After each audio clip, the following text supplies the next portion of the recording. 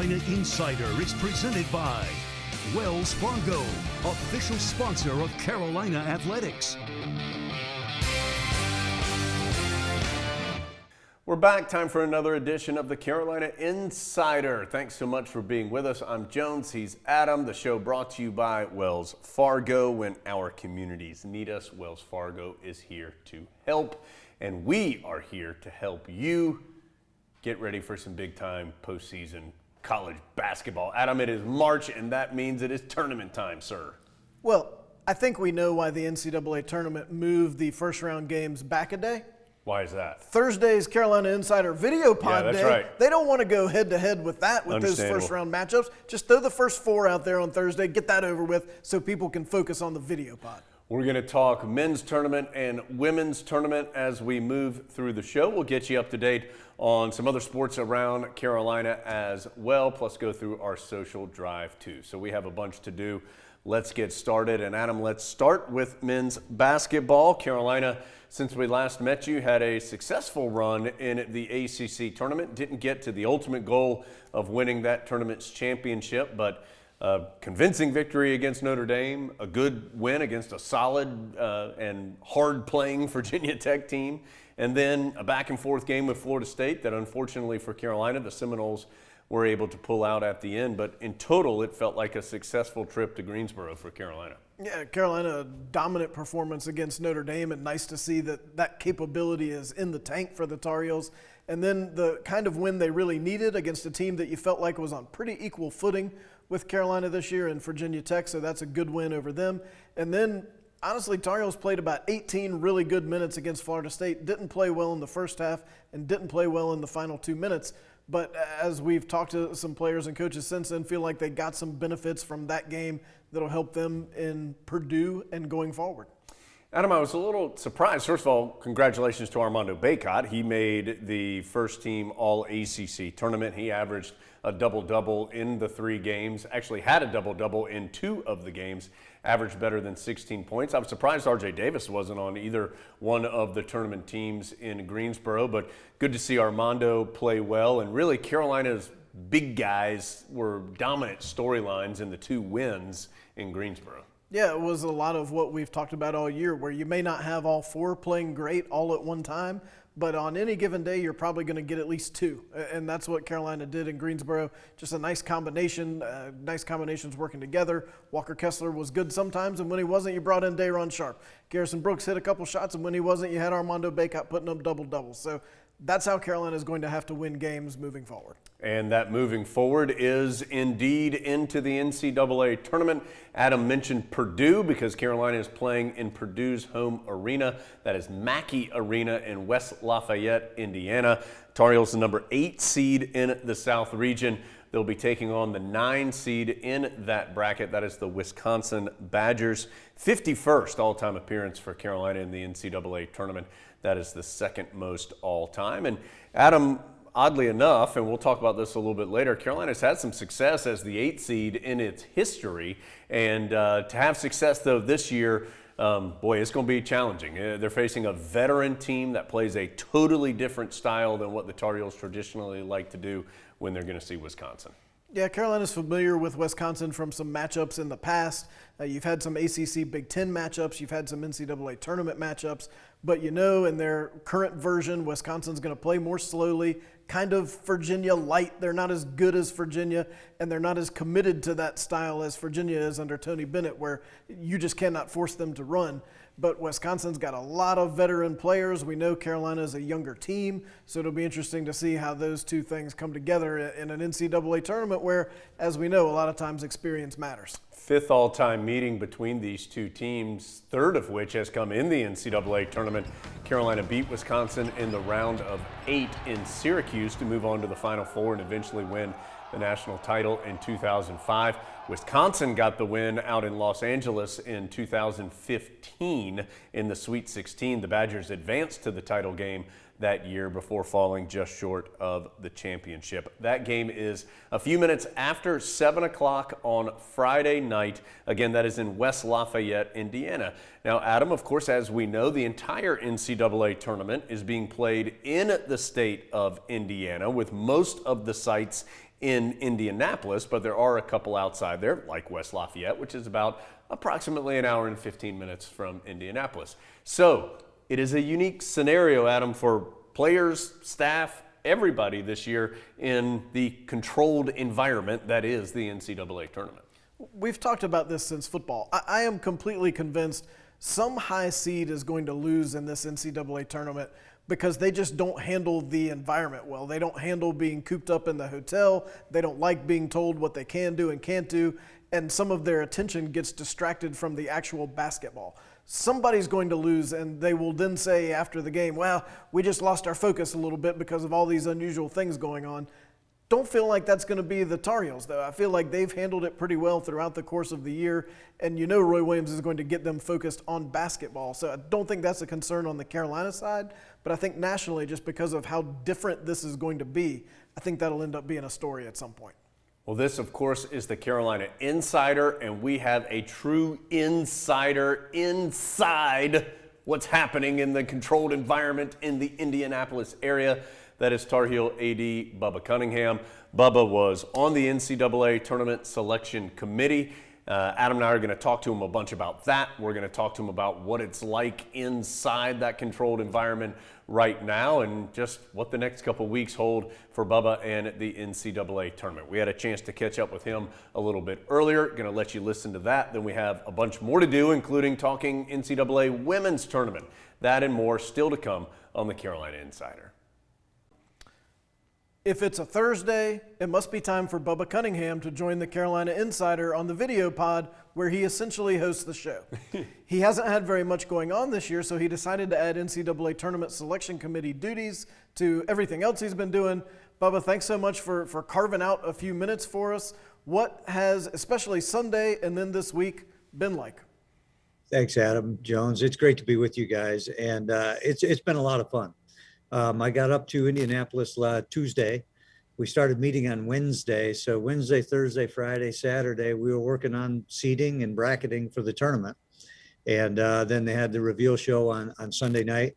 And I thought Mitch Barnhart did a great job talking about the bracket.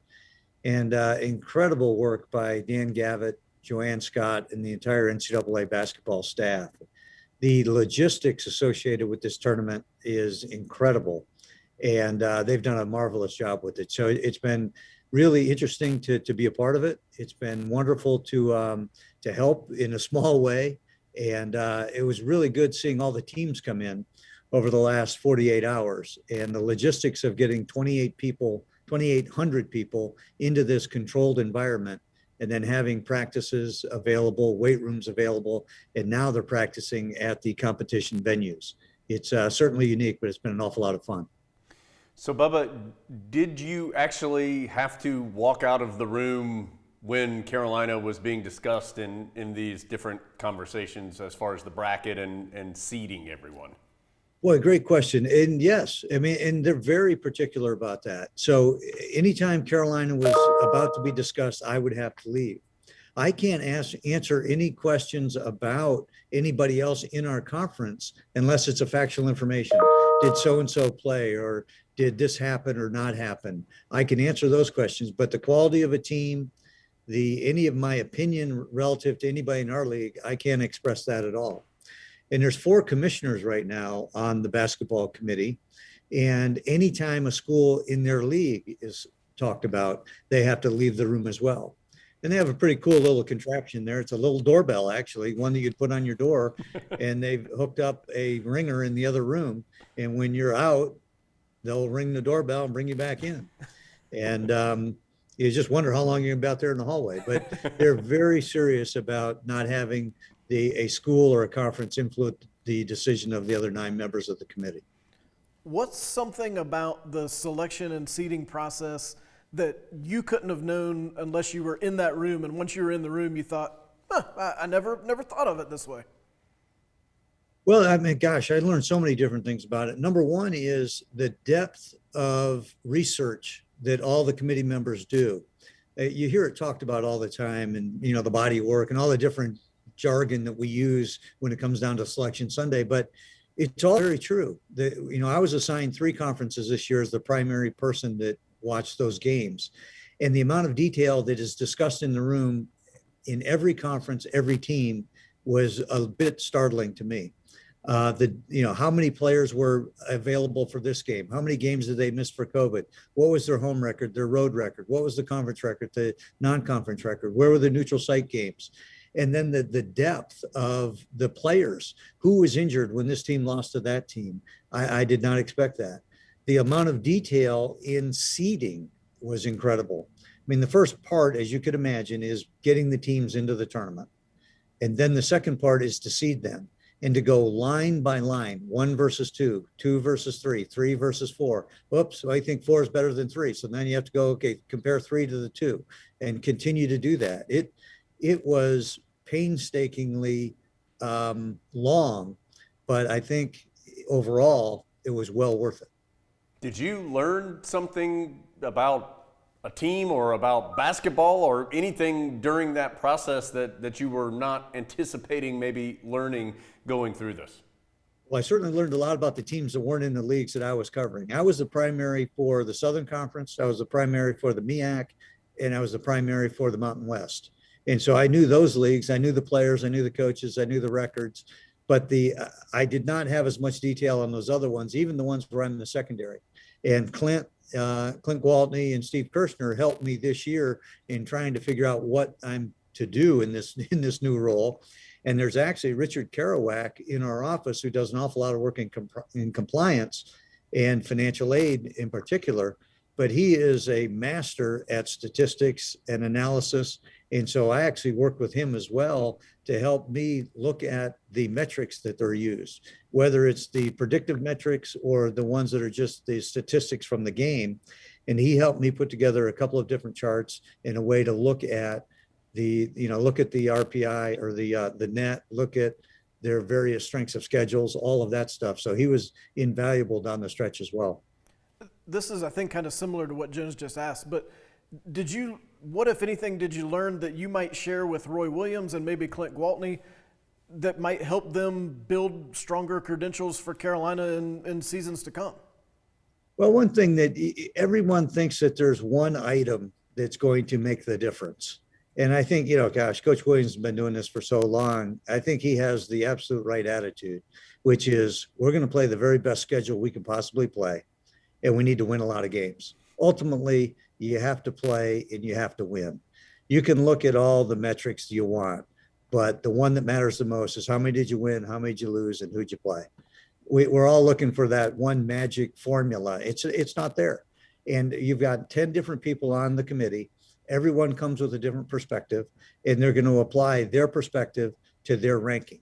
So when we're asked to rank these 10 schools and whether or not they're going to be in the tournament, we each get a vote.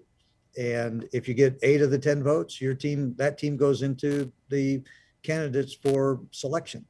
And if they don't get 8 out of 10 votes, they're still in kind of the waiting room, hoping to get an invitation to the tournament. So, Bubba, there was the really unusual set of circumstances this year, of course, with COVID, that led to you having these standby teams and teams that had to kind of wait a few extra days to see if a slot may open up. How did you guys handle all of that and having that brand new group of teams that weren't quite officially not in until the end of the day on Tuesday? Yeah. Well, we tried, we had to get to 72 teams basically. And the other thing I found interesting is that you literally have to do 4 or 5 different brackets. Sometimes they say they've done up to 12 brackets on Sunday night, because if a certain team wins their conference and they're an automatic qualifier and no one else would have gotten in, they're going to bump somebody out of the tournament. Somebody else might just get a different seed, and then that would domino a couple of other seeds within the tournament, and that would obviously affect the bracket. So I guess one of the things I did learn is you literally are there on Saturday and Sunday watching those games. And in this case, because Oregon State won the Pac-12 tournament on Saturday night, that bumped Louisville out of the tournament. And if one more team would have had an upset in the conference tournament on Sunday, Drake would have been out. And so literally there is a numeric order to these teams, and those upsets make all the difference in the world. And you hate to do it, but that's when the intensity is really at its peak. When you're in the room, recognizing that you're going to vote, and this is the 60, and I always call it the 64th or 65th team, recognizing that there's 68 teams, but it's a hard line, and you do feel a lot of pressure when you're trying to make that last assessment. You mentioned Louisville getting bumped. Looking at the teams that were in and out and the seeds that the teams that are in received, it didn't seem like the ACC had very strong credentials in the eyes of the committee. What was it about the ACC that wasn't as well received nationally, since we don't always see it that way, since we're right here in the middle of it? Well, I think we did get 7 teams in, so I think there's respect for the league, but I think we would all agree we probably didn't have the elite team or teams that we typically have. So the quantity was there, but maybe not the quality we've had in the past. And that may be due to the number of games that were played. I mean, to begin with, we all lost about 5 home games that we typically have. And Coach Williams talked about that throughout the year. To get a young team prepared, you really want to play a couple of games at home early to build some confidence. We never had the ability to do that, nor did anybody else in our league. And so we ended up missing games at the very beginning, 27 instead of 31. And then we beat each other, and then we had COVID, so we had a fair number of pauses within the conference throughout the year. And so we just never gained any consistency. Some of the other leagues just did a little bit better job with that. And, the Big Ten had a phenomenal year, getting 9 teams in. That was remarkable. But overall, I think that the evaluation by the committee, I think, was very strong. And when you see the bracket, I think people think it was done really well. So, Bubba, what happens now for you? Are you bubbled up here until the end of the tournament as a committee member? Yeah. How about that? So, usually, what happens on the committee is you go to New York, where they've been doing this recently, and you build the bracket. Then everyone flies home on Sunday and actually misses the show. And then you're home Sunday, Monday, Tuesday. If you've got a Thursday site, you'd leave on Tuesday. If you have a Friday site, you'd leave on Wednesday. But since we're in this controlled environment, as we're calling it, we stay. So I came here on March 9th, and I go home April 6th after the Final Four. And so there'll only be 16 teams here next Monday. But that's the unusual part. So I've been to the convention center a number of times in the last couple of days. We have 12 practice courts set up over there. We have 6 weight room facilities set up over there. And the teams are now practicing there and today at the various venues. So right now I'm at Hinkle Fieldhouse in one of their hospitality rooms, and Florida's out there practicing right now. Georgia Tech was earlier today. Virginia Tech was the first team to practice. And we have 3 more practices after Florida this afternoon, 6 more practices tomorrow here at Hinkle. And then we play 3 games at Hinkle on Friday, Saturday, Sunday. Friday, Saturday, we play 3 games each. Sunday and Monday, we have 2 games here in Hinkle. So it's a lot of games in the next 4 days. Well, while you're there, Jones and I really appreciate you leaving us in charge. And what we've done is we now have 5 number 1 ranked teams here at Carolina while you're up there in Indianapolis. We've been doing a great job. I just wonder how is that kind of success received by your peers? Do they say, like, you guys have really got it going on there in Chapel Hill? How do you do it? What is that like? Yeah, I mean, there's just tremendous respect for Carolina. And so yesterday was our first practice over in the convention center. And I walked over with Coach Williams, and the team was working out. And so we walked the convention space with Coach Rob, Clint, myself, and Coach Williams. And the number of people that came up to him and said hello and talked about Carolina, talked about all the great things going on. It makes you feel good. You got have a lot of pride with our coaches and our student athletes and what they've accomplished, not just this year, but throughout our history. And there's just there's great respect for the University of North Carolina, and to be here with a lot of peers, it really does make you feel good and very proud. But before we let you go, why is all this worth it? I mean, I think we all love watching the tournament, of course, because we love college basketball, but I'm not sure people quite understand how important this tournament is. Why are all these things that are happening, all these protocols, all the extremes that everyone's going to, why is it so important to do this? Well, it's a great question. In fact, when Georgia Tech finished their practice, I walked out to the bus with Josh Pastner, their head coach, and we talked about that for a while. It started in the fall. Why did we play football? Why did we play soccer? Why did we play volleyball? It's because part of the educational experience for these students, not just the ones that play, is to have sports as part of their environment. So while we didn't get a ton of students to go to football games this year, some of them got to go. We tried to create experiences that are memorable for these people, for the students. And for the students that got to play, it was the one thing that they really loved doing. They got to practice, they got to play. And so this tournament, same thing. And it marks the 1 year anniversary of shutting everything down. There's a real sense of relief, although people are very serious about the protocols and they're really minding their business and how to conduct themselves. They understand how important it is to do that. But it's something that they've all been looking forward to and expecting hoping they'd be able to play this year. Having a few fans is something spectacular, but this is really important to them. And it's part of their educational experience. And I think that that's probably the most important thing that we've learned, is being together and doing things that you normally do is really important to our mental well-being. And I'm glad we have this chance. Well, Adam, we know now we have free reign here in Chapel Hill until April 6th as Bubba remains in the controlled environment. And so we'll try not to ring that tab too large while you're gone, Bubba. Hey, fellas. Now, we're on Zoom for a year. You didn't realize that whether or not I was in town or not. So just because I told you I'm out of town, just don't do anything that gets me fired, if you would. We will do our best. Thank you so much for joining us, Bubba. Always appreciate the time. Look forward to talking with you again soon. Thank you, guys. Appreciate it. We appreciate Bubba's time. Interesting stuff, Adam, I thought, from Bubba as far as the seating, just everything that goes on in that room when you're trying to build a bracket. For something that's so big nationally as the NCAA tournament, I feel like we know precious little about what actually happens in the room. So great to hear about it from somebody who got his first opportunity to be in the room this year. All right, let's transition to the women's side of things, because Carolina is one of 3 programs nationally to have the men in the NCAA tournament, the women in the NCAA tournament, and to compete in a New Year's Six bowl game as far as football is concerned. And for the women's basketball side, Adam, it is a number 10 seed in what is being called the Hemisphere region, because all of the women's tournament is being played in San Antonio, Texas this season. Carolina will face off with Alabama, the number 7 seed in that region. That game is scheduled for Monday at noon. These two teams have met twice before in NCAA tournament play, with Carolina winning both times. We've mentioned this in leading up to this moment. A real positive step forward, it feels like, in year 2 for Courtney Banghart. First NCAA tournament for Courtney Banghart at Carolina.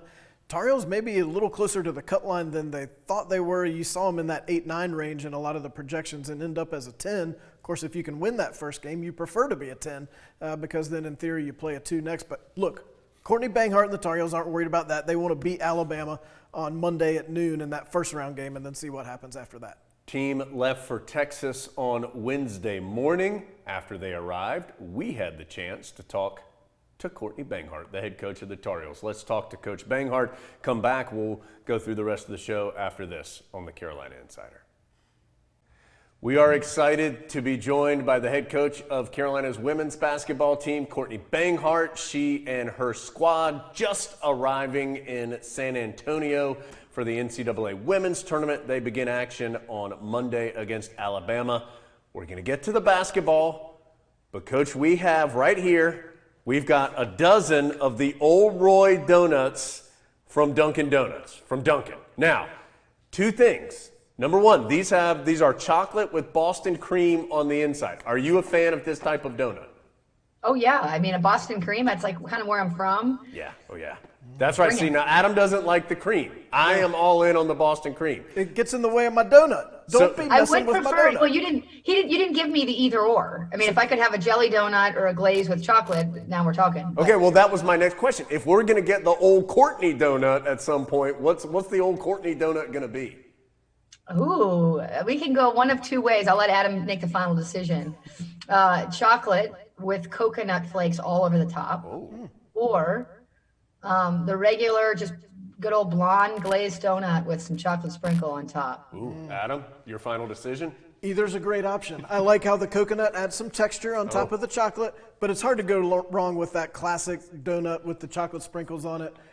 Either way, we're all winners. By the way, if you buy one of these, 50 cents for every Old Roy donut purchased at Dunkin' until March 27th goes to either the Food Bank of Metrolina or to the UNC Children's Hospital. So it's a great cause, delicious donut. Check it out at Dunkin'. Now let's talk a little basketball. Coach, how has your life been for the last few days after learning that you guys were indeed in the tournament and that you're facing a very good Alabama team in round one? Yeah, it's been great. I mean, this is it's been a really unique year for everybody. But as I said to my team, the great thing about the NCAA tournament is even when you come from a tradition like, you guys still there? We're here. Okay, good. Sorry. Even when you come from a tradition like Carolina, you don't get in because of your tradition. You get in based on what you did the last 364 days. And, this team had to scrap and claw and be really good late in order to get their bid. But, I've been a few times before, and it just never gets old, the excitement of earning something that so few can get. Jones, sometimes people accuse us of only having people on the video pod who provide items for our pod studio.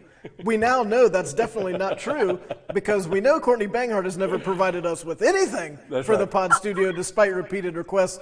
That being said, I'm sure there's a logical reason for that.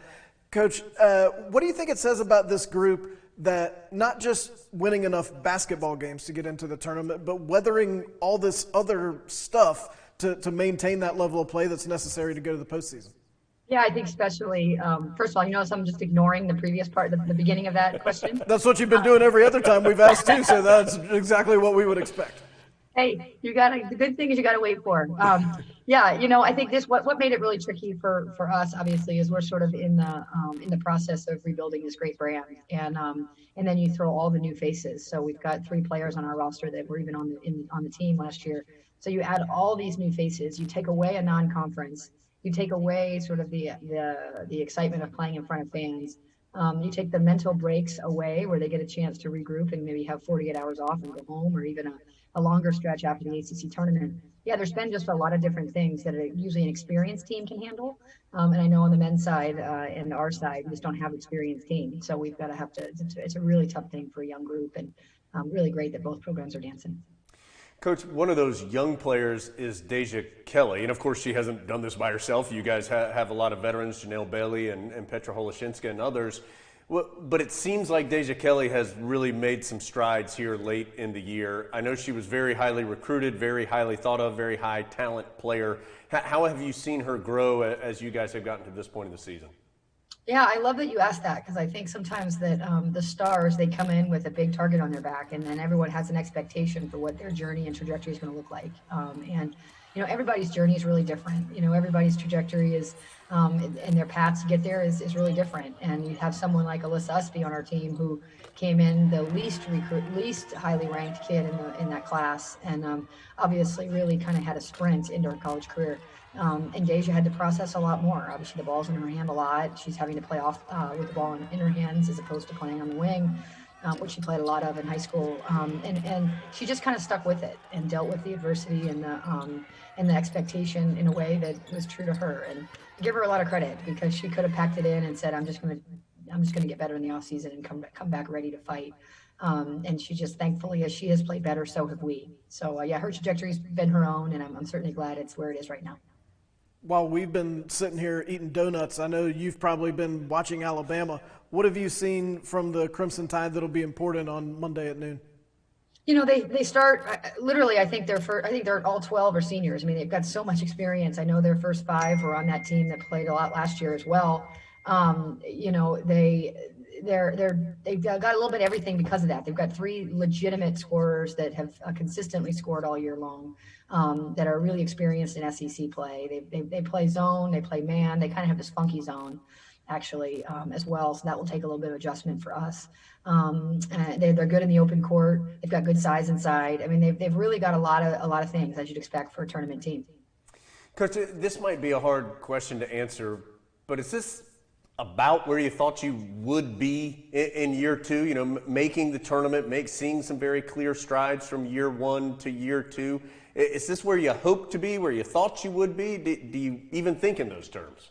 You know, I think probably more hoped. You know, I think when we got here, I first took a little bit of time to assess where we were at. I knew where I wanted to go. I just had to figure out how to get there, right, with what we had and what the steps needed to be. And then you throw in a global pandemic. I mean, there's just been a lot, right? And, you know, to have so many new faces and have to rely so much on really Janelle's consistent leadership, as well as the grad transfers that we had to sort of bring in late. And then, of course, our so many freshmen, you know, they've done a lot to get to the tournament in just my second year and really their first year. So, you know, I give them a lot of credit. It's probably more I hoped for it than thought for it.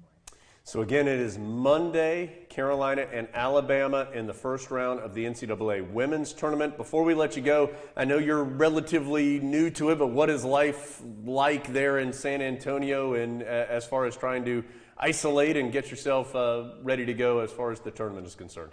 Yeah, I think for the college kids, it's a chance for them they can, you know, they're still taking classes, they're student athletes, and they watch Netflix, they listen to music, they FaceTime, they TikTok. That's not really the things that I kind of do during the day. So, you know, when I thought that it was going to be sort of this first, you know, 2 negative tests, you know, and then we'd be able to exercise outside and do some things that kind of are more typical to my days. And I guess I just blanked out that part of the message. So I was in we were on our bus ride to the hotel, and I had said to our director of ops, you know, from like 3 seats away, since we all sit so far apart, I said, do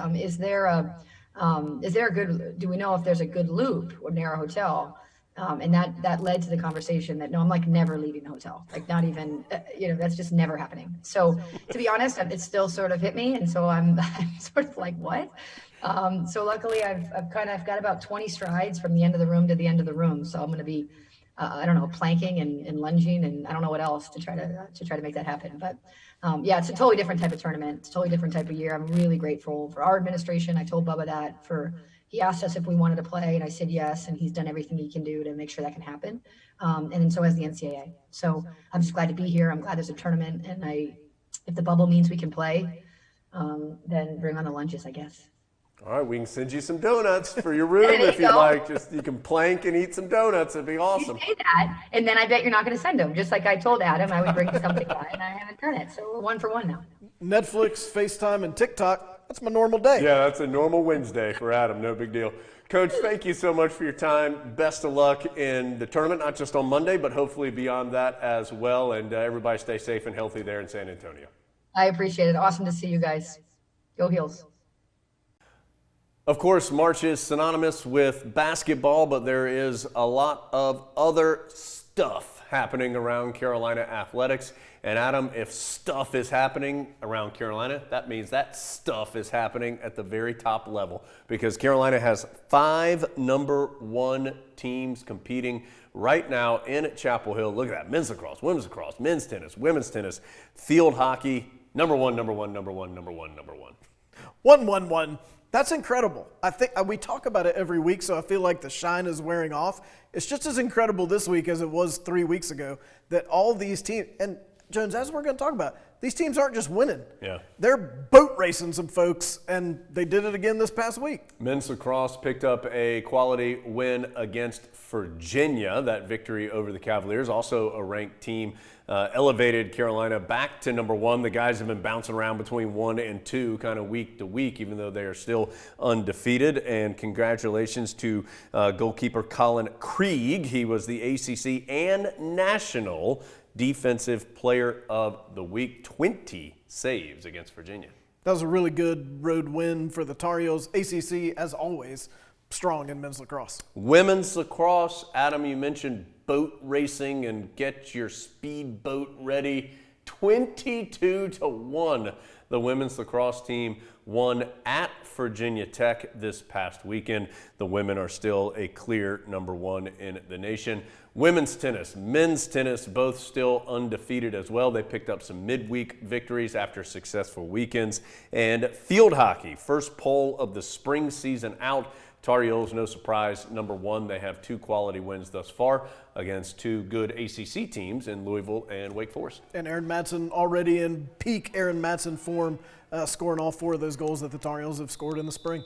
Now, some other sports are wrapping up. That means postseason awards coming your way, and some Tar Heels have earned All-America recognition for NCAA indoor track.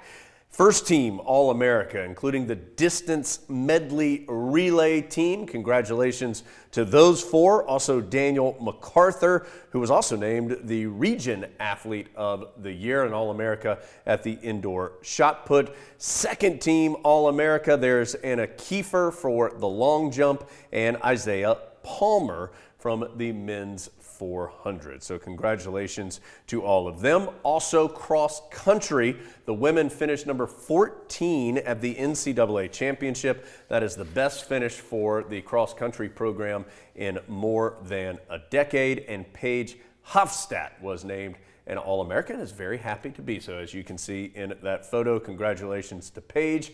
And finally, gymnastics, 7 Tar Heels earned All-Eagle recognition. A reminder that Carolina in gymnastics competes in the Eagle, the East Atlantic Gymnastics League. There aren't enough ACC teams to have a full Atlantic Coast Conference, so they compete in the Eagle. You see Elizabeth Colton there. She was named the Eagle Gymnast of the Week for the 2nd time. She won the all-around in the meet against William and Mary with a very impressive individual score of 39.5. Adam, baseball is also underway. Tar Heels swept Clemson last weekend. What a good weekend sweep. Heels now 6-3 in conference play. They are tied for first in the Coastal Division. And Adam, as it always seems to be with the Tar Heels, a big reason why they are successful is what they're doing on the mound.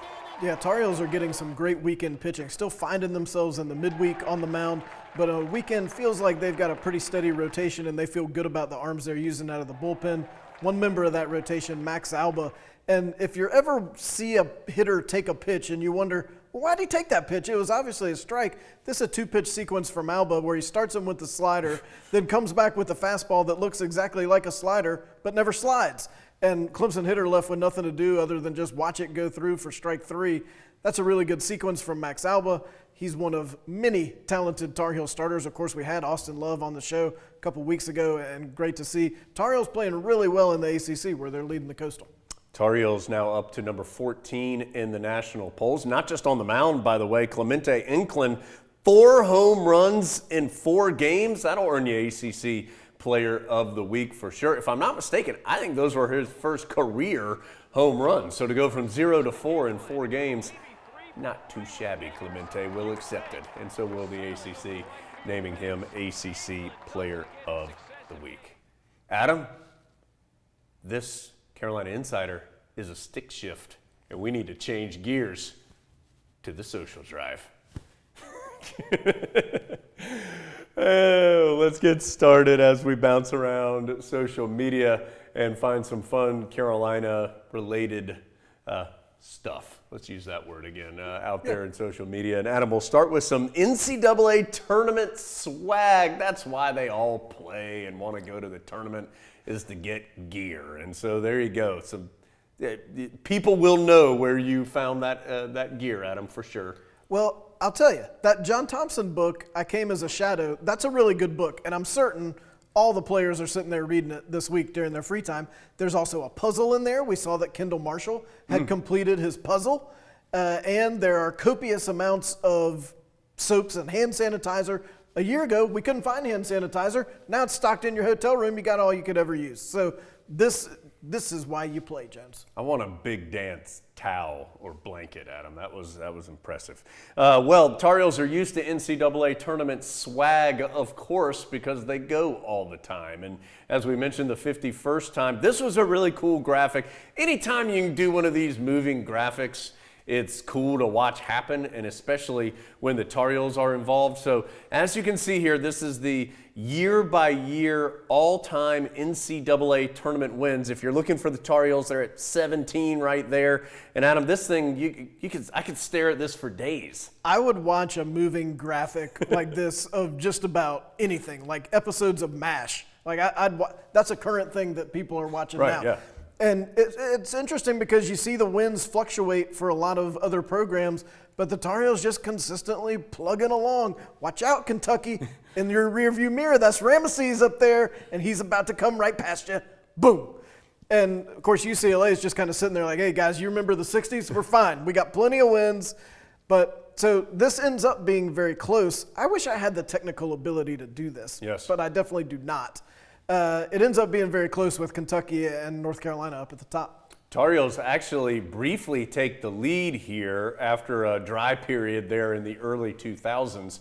Tar Heels do briefly take the win in all-time victories. Kentucky, though, jumps back out in front, and when this graph comes to a close, you'll see Kentucky at 129 and Carolina at 126. Adam, I think the real stark thing about this graph as it ends right there is the difference between the top 5 and then number 6. Kentucky 129, Carolina 126, Duke 114, Kansas 108, UCLA 101.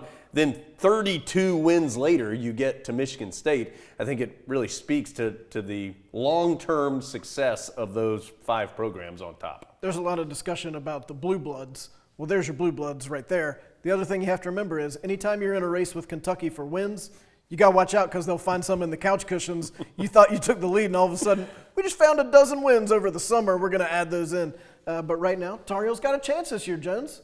Yes, they do. Got a chance to pass the Wildcats. Just go ahead, win 4 or more games in the NCAA tournament. Carolina takes the lead again. Of course, to do that, they'll have to pull a couple of upsets as the number 8 seed. But Adam, the Tar Heels, we mentioned this at the top of the show, they've been the number 8 seed in the NCAA tournament. This is the 4th time that they've been a number 8 seed. The very first time was back in 1990, an all-time favorite Tar Heel play of mine. Second round of the 1990 NCAA tournament. Let's take a look and listen. Here's Woody Durham calling this Rick Fox buzzer beater over Oklahoma on the Tar Heel Sports Network. 8 seconds remain. Score tied 77. Nate Humphrey hands Gingrich the ball. Pushes into Hubert Davis. 8 seconds. Davis trying to get free. Over to Fox. Fox, baseline. Up for the shot. Good! Off the glass! Oklahoma calls timeout, but the game is over! The game is over!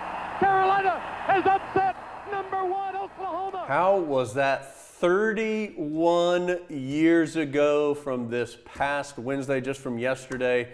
31 years ago that shot happened. Rick Fox beats number 1 Oklahoma in the second round. Tar Heels would eventually lose to Arkansas in the Sweet 16 that particular year. But Adam, also a number 8 seed in the year 2000.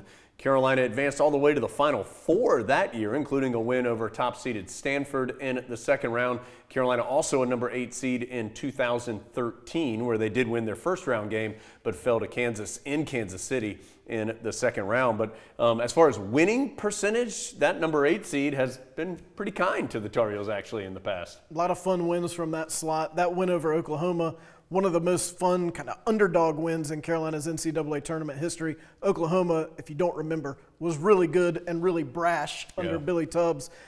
Carolina able to get the win. I love that clip of Coach Smith. He's not hanging around to look and see if they're going to review the clock. He's out. He's headed to the locker room. Rick, King, let's go, boys. We're headed to the locker room. We're going to move on and play Arkansas in the next round.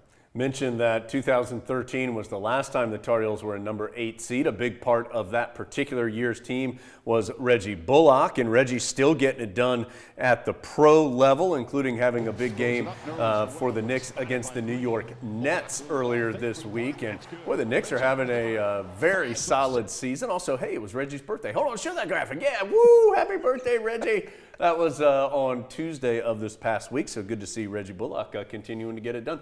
Reggie Bullock can shoot the basketball, Adam, no question there. And Reggie keeps up with the Tar Heels loyally. He is one of those Tar Heels in the NBA who keeps close tabs on Carolina, so I'm sure he'll be watching the NCAA tournament this weekend. How about a couple other Tar Heels in the NBA? Tony Bradley getting a chance with the Philadelphia 76ers to get a little more time. Of course, they didn't want it to be this way, neither did Tony, with Joel Embiid suffering an injury, but Tony getting the opportunity, Adam, and making it pay off. It's amazing how nimble and quick Tony Bradley looks in this package. That's not the same Tony Bradley that you remember from Carolina, but he is one of those those kind of underrated pro Tar Heels who you forget about from time to time, who's been able to make a nice career for himself and stick around for quite a while, and when he gets an opportunity, as he did here, able to produce. So good for Tony Bradley. And we mentioned that a big reason why Tony Bradley, let's just watch him get one dunk there. We mentioned that the reason Tony Bradley was able to see a little more time was an injury to Joel Embiid, and Joel Embiid understands, Adam, he's got to watch his back. Yeah. Well, that's a good front office idea. Build around Tony Bradley. You've already got Danny Green. We're basically just making a video game Tar Heel All-Star team, which is what we all do when we play those games anyway. Speaking of Danny Green, Adam, found this one out there as a woman, 94 years old, spent isolation during this COVID year studying the NBA, and she decided to fill out a notepad with her favorite players on each team, and there's Danny Green. He's my favorite player, co-favorite player, along with Tony Bradley on the 76ers. How do you think she knew during the year of isolation that Danny Green was going to go to Philadelphia? More recently, Adam. Oh, I thought maybe she was making some GM moves, and she knew that Danny Green was going to make. See, she likes Kevin Durant on the Nets as well. So this is this season. She's up to date. I think she just started the research last summer. This year, she really got into the personnel. Don't have one for the Toronto Repton, but we will soon. It's hard to pick your favorite Repton. How many times has that been said? Many. All right, let's finish things off here, Adam. Let's go to the ACC Network celebrating Women's History Month, and with the success of Carolina women's athletics, no surprise here that you see Karen Shelton not just on this list, but at the top of this list as the top female coach in ACC history. Hard to argue with the success and sustained success that Coach Shelton has had. And you do that list in 5 years, I'm guessing Jenny Levy's on there. No, absolutely. And then when you're talking about athletes in the history of the Atlantic Coast Conference, as far as women, the network ranked the top 10. And number 1, a Tar Heel in Mia Hamm. Also see Christine Lilly, another former UNC soccer player, at number 7. Erin Madsen at number 10. Some great former names on there from other schools as well, but 3 Tar Heels in the top 10. Top 5, you're on warning. Erin Madsen's coming for you. Adam, let's finish off with 2 folks who we like to talk about here on the show. That's Michael Jordan and Mia Hamm. So if you are old enough to remember, Michael Jordan and Mia Hamm had a great Gatorade spot back in the 1990s. They've rebooted that Gatorade spot with some more current athletes, but as you'll see, there's MJ at his golf course, I believe, Adam. Has anyone ever looked more dubious than Michael Jordan in this still, where he's at his golf course, The Grove, where we know you can get your Jordan emblazoned ice cubes, and he decided, while I'm at the golf club, I'm going to go ahead and shoot a commercial. So, yes, they have updated this with a couple of current athletes, but I think you'll see that you're not going to let Michael Jordan and Mia Hamm go. You can. Yes, I can. No, you can't. Yes, I can. Hey. Yes, I can. No, you can't. Yes, I can. Get more out of Zero. Now available with protein. Yeah. Do we have the old commercial? Anything you can do, I can do better. I can do anything better than you. No, you can't. Yes, I can. No, you can't. Yes, I can. Adam, good. Why does that one look so much older? I don't like that part. But is there anything else from 1991 that you could transport to 2021 and the viewing public instantly knows who those people are without having them identified on the screen than Michael Jordan and Mia Hamm? Anything else you would bring forward from 91, people would say, what's that old archive, weird-looking footage? It's just MJ and Mia Hamm, 2 Tar Heels. When they are showing archives of this show 30 years from now, they're going to think the same thing. There's Jones and Adam on the Carolina Insider. Thanks so much for being with us. Obviously a busy time of year, so we got a lot to bring you. Thanks for sticking with us through the show. Look forward to being back with you next week here on the Carolina Insider. See you later, Big Grit.